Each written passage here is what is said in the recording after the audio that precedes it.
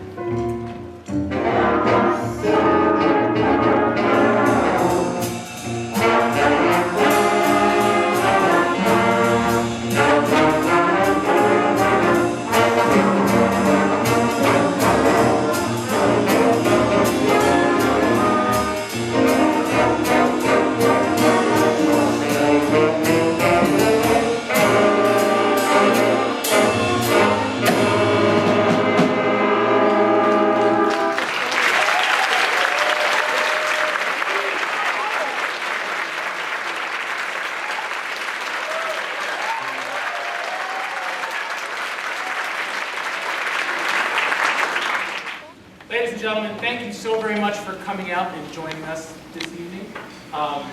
This is a really weird, freaky night. Because we have been doing this in the park, at least here, and it's mostly due to that dreaded virus that's been playing havoc around the world. But we're so happy to be back here with you again. This is like kind of a weird treat that I'll expand more into that later. But to be able to work with your children, working with jazz, like with the jazz band here, one of the things that we worked on is something known as improvisation. Now we had a couple of students. We had Beckett on trombone, and we had Brianna stand up on tenor saxophone. The solos that they played, a combination of some stuff that's written and some stuff that is not. So I would like you to imagine, I've used this analogy before, if I was to just go around the room and pick a random person like you, Miss, to stand up and give us a story. Go. Yeah, it's a little daunting. And if I gave you 2 minutes, all right, think of a story you'd like to say to everybody. Would that still be a little daunting? A little. Yeah, so these students have been working on basically telling a musical story that they're making up. It's not the easiest thing in the world. Whenever you see a doing improvisation, they've had years of experience. They started out just like these folks in middle school band, and all of a sudden they get, after a while, to learn how to speak through their instruments. And I'm so proud of these students, the couple of students that we're going to have standing up and doing these improv solos.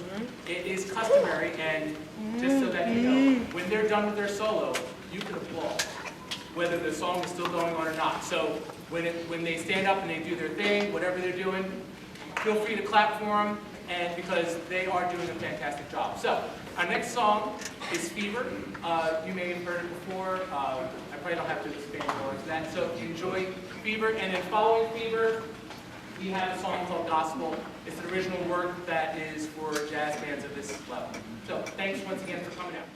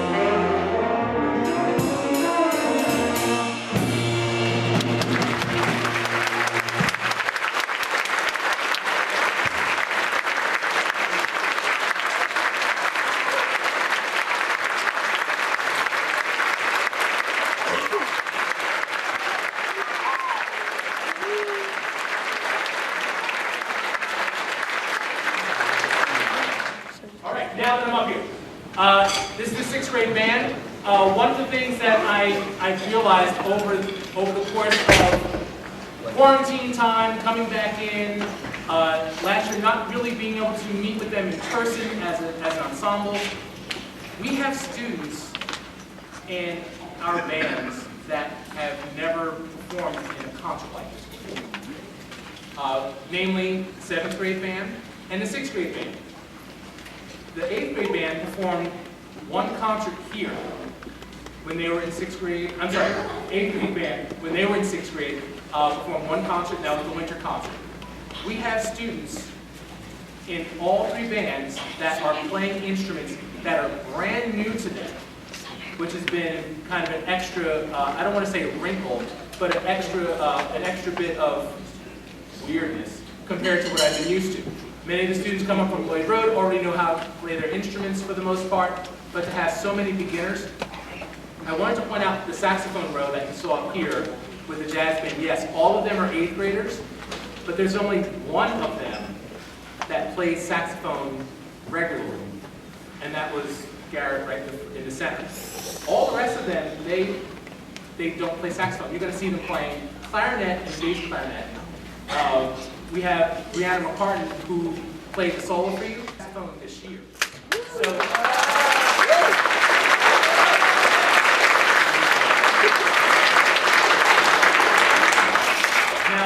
now you're going to see lots of students like that between our 3 bands that are exploring these instruments for the first time. And the way I like to describe it, they are learning how to speak for the first time. So these babies behind me, they can speak pretty good. So let's get this show started. So this is the 6th grade band.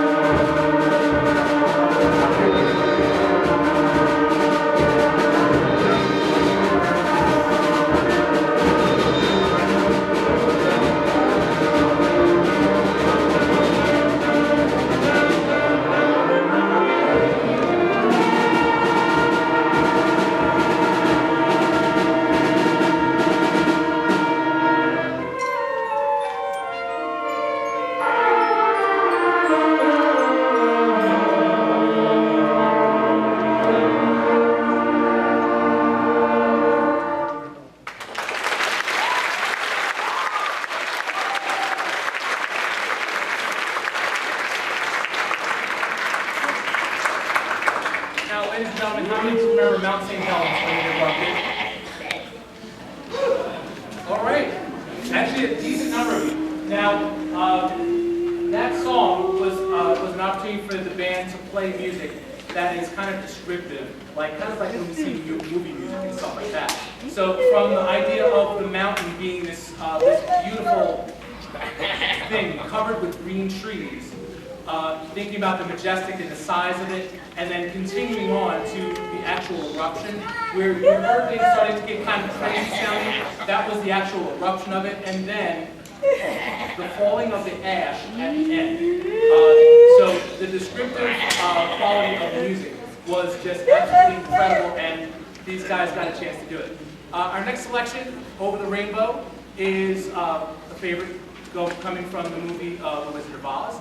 And after that, we have a very, very beautiful Spanish folk song called De Colores.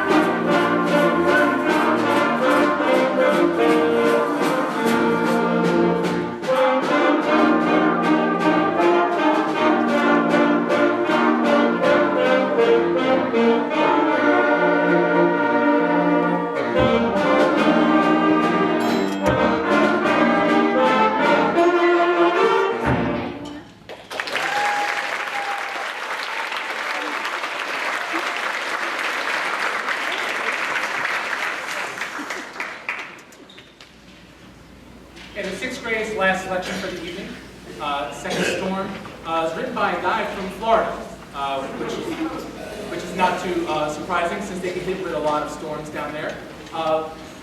This is another song that is kind of descriptive in the quality of you can virtually hear the storm approaching, and then basically kind of the striking of the storm, and then eventually as the storm moves away.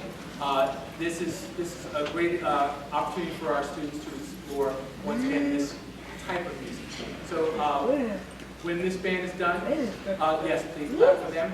Then we're going to start the juggle and the carousel, so then they're going to come off and they're going to sit here in the seventh grade band with you at the moment. Thank you very much.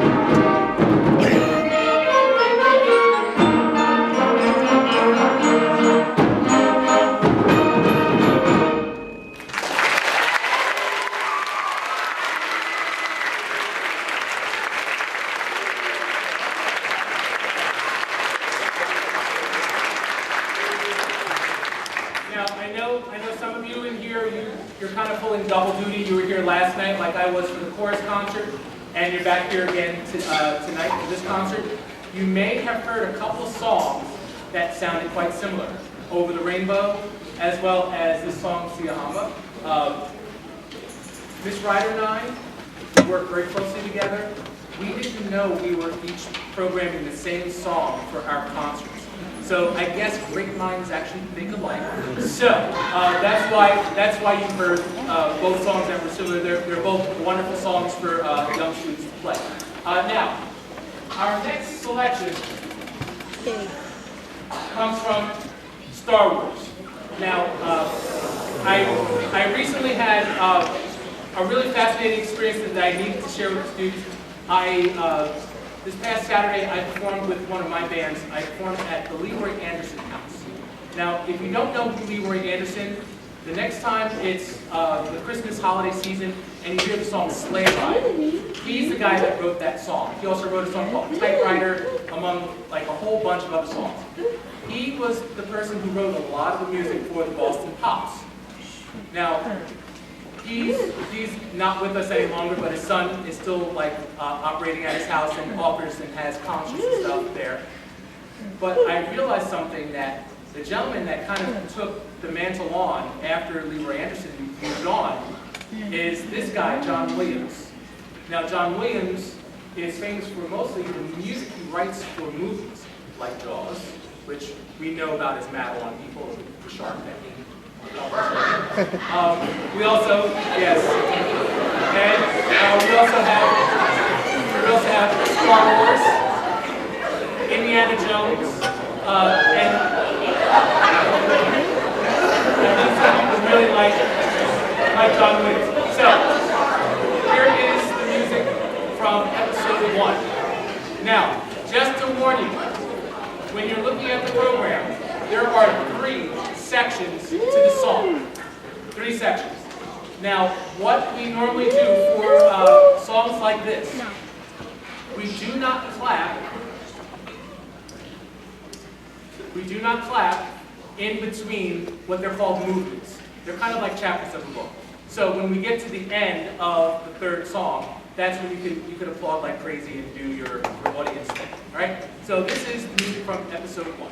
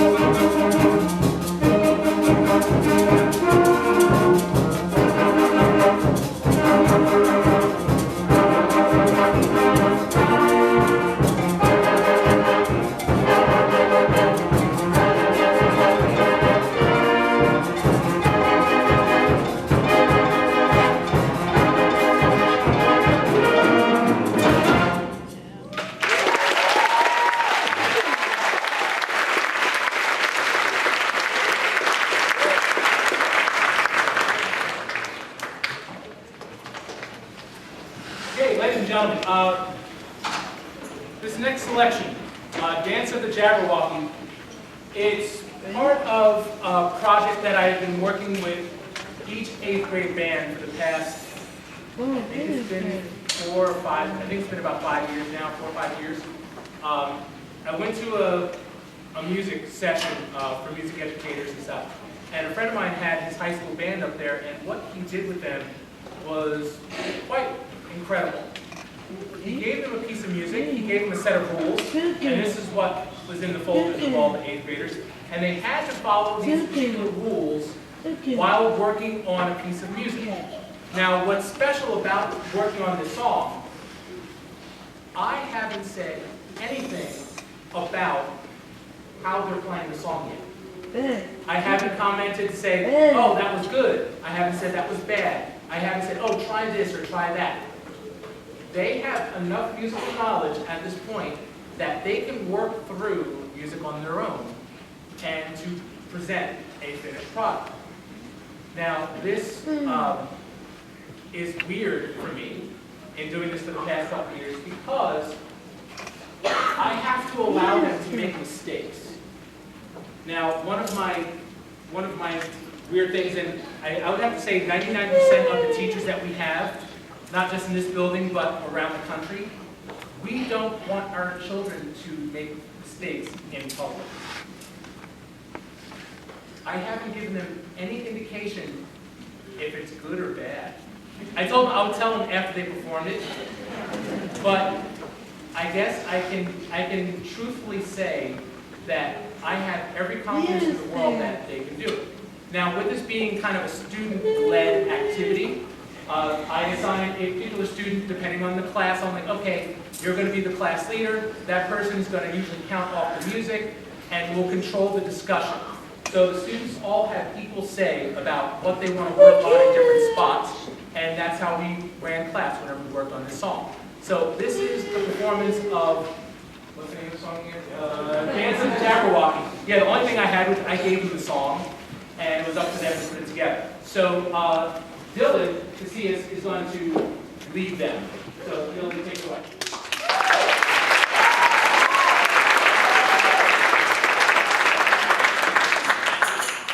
Good? All right. 1, 2, 1, 2, 3, 4.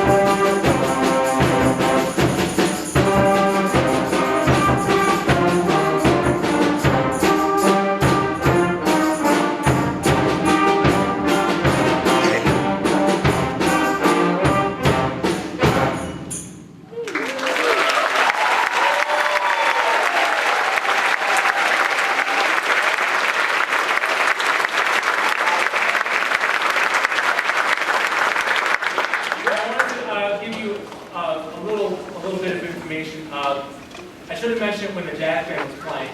This past year, I had the honor of conducting the Central Jersey Region's Jazz Band, where I was supposed to have done it in March of 2020, but, well, you know what happened. So they actually called me back again and said, hey, can you do it this year? And I was like, great. So Dylan, please stand up. Dylan got into the ensemble.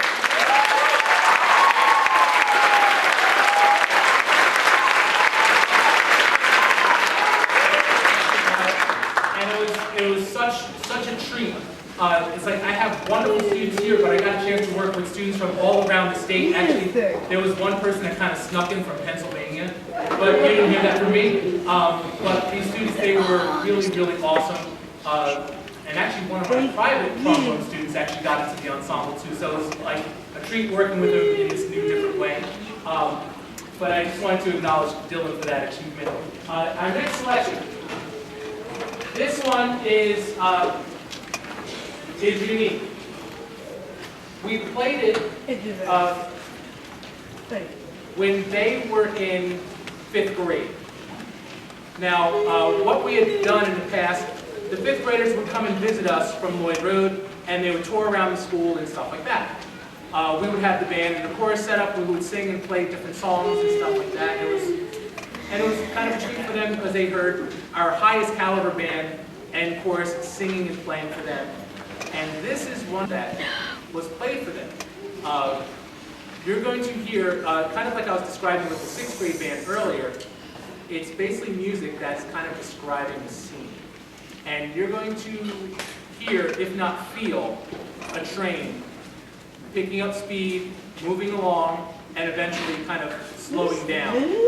If you feel like getting on, please don't, because we still have a concert to finish. All right. So. Okay.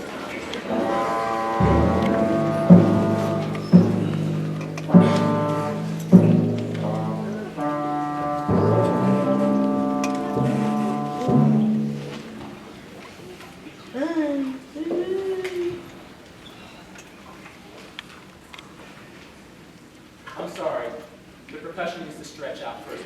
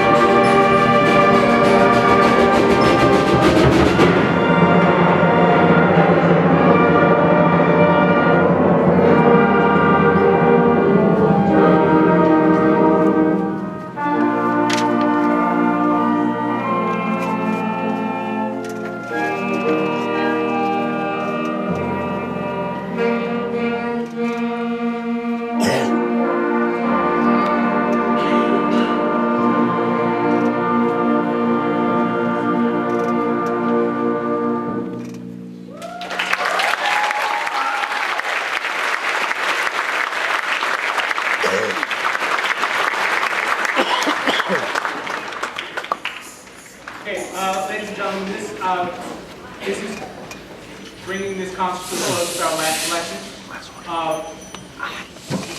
But you're not leaving unscathed.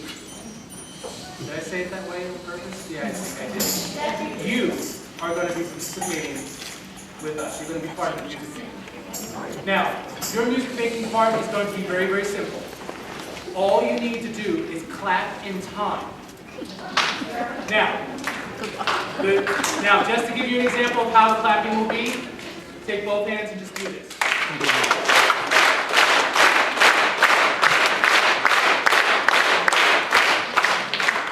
Wait. Try it again. No, you gotta watch.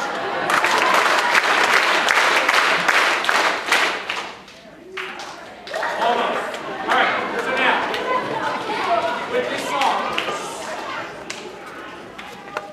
with this song, we're going to get to a part of the song where it's a little festive, where we're going to need you to clap along. I'm going to turn around and tell you when to clap. So, clap. Enjoy yourself. After we get you clapping, I'm going to turn back around and have them continue the song, and we're going to finish it off. Now, before we start the song, either one. I was thinking about whether I was going to say this or not, but I've had a very interesting experience these past couple of years, as many of our teachers have. And it's not just COVID related. Some of our teachers get a chance to work with students that they know, and I realize that I'm in a very, very special circumstance. I get a chance to experience these students for 3 years straight, where their math teacher will only have them for 1 year. And that's I don't know, it can be good, it can be bad, either way, but I feel fortunate that I get a chance to experience these students for 3 years, and I've had a chance to work with these students, at least most of them, because we have several that are brand new to our band this year.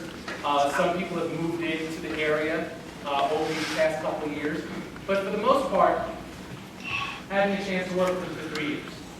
Now, it gets even weirder for me because my daughter is in the band, so I've known her all 13 years of her life. And in addition to that, there are some students that are running around the school that have been part of the band, some that I've known them, and it may seem weird because I know I showed a couple of pictures to my 6th graders. They're like, Mr. Wells, that's weird. Why do you have pictures of like some little kid?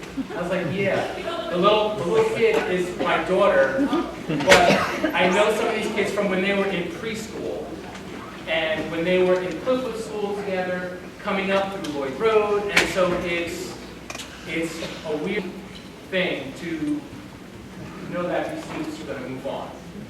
So those of you that have 8th graders up here, please, please, please keep them involved in music. Please keep them involved in music. They are so extraordinarily talented. I've had a chance to see them from when they were still short. I look at Muhammad in the back, and I'm like, you're going to be taller than me, and that's not fair.